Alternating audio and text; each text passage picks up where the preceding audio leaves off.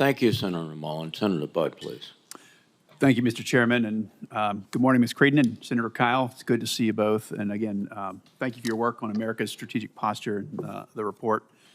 I want to read briefly from the Commission's finding in the section that was titled Threat Picture through 2027 to 2035. The Commission concludes that the U.S. and allied conventional military advantages in Asia are decreasing.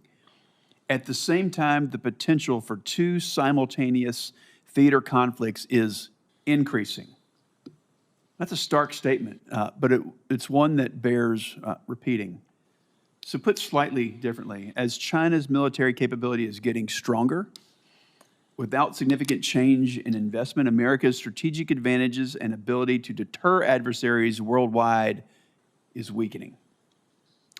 Just last week, I visited U.S. military installations and commands out in the Indo-Pacific Command, including Guam, and it's clear that our infrastructure and industry lag this new strategic environment. But decline is a choice, and we have reached an inflection point. Decisions that we take now and we make now will determine whether the next century is one of American security and prosperity or if it's one of decline. So, Ms. Creedon and Senator Kyle, I'm going to ask the same question later on in the classified hearing, but what can you tell us in this setting? What were your most surprising findings on the threat environment, particularly with regard to China?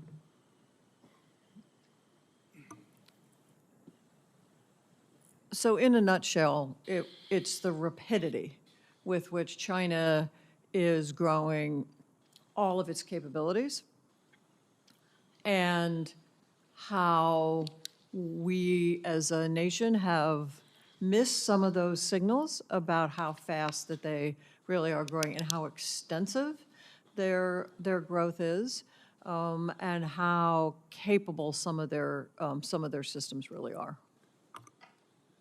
Thank you, Mr. Chairman. Senator, I agree. They're moving so fast. I think it's surprised us all. There's one other thing we should bear in mind, and that is that the things that they're producing are very technical, very high quality. They're ahead of us, for example, in some of the space issues and with regard to some of these very, very fast hypersonic type weapons. So it's not just the speed with which they've done this, but they're producing very challenging weapons. Thank you both. You know, recently someone told me that we're in a pre-war environment, but still proceeding on a peacetime footing. Very similar, my colleagues have alluded to this, very similar to pre-World War II. What I think that means in part through, was what the Commission concluded is a need to commit to a whole of government approach to be more efficient and effective.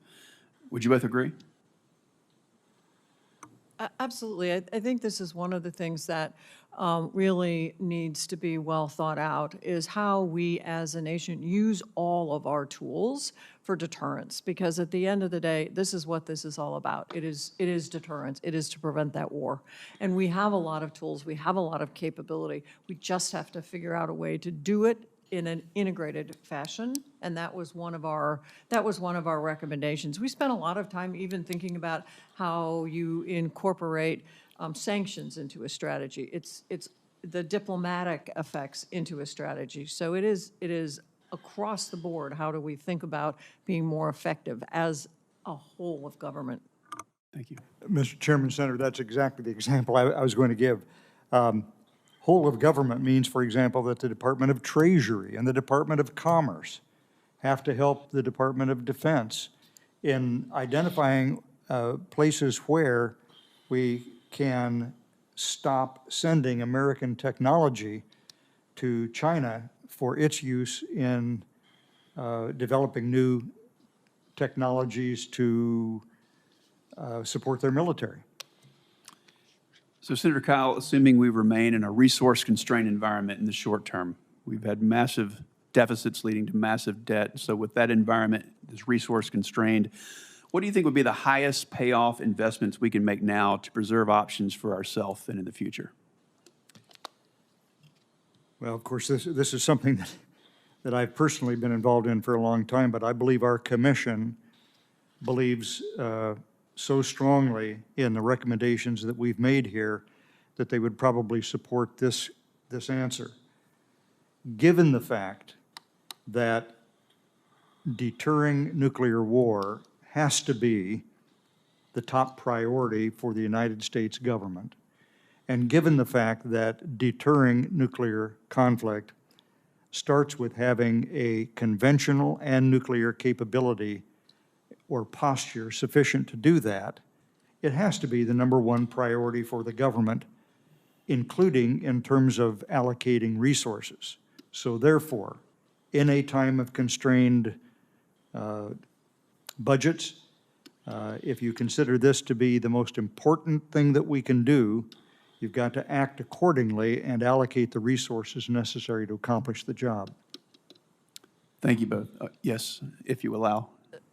Sorry, if you'd like, just a very specific, I think where we have to put the priority investment, at least in the early phases, is we have to work on the infrastructure across the board. And by that, I also mean people, because if we don't have our people, if we don't have a skilled workforce, if we don't have the infrastructure, the supply chain to produce what we need in the future, it's obvious we won't have what we need in the future. Thank you both. Chairman. Thank you, Senator Butt. Senator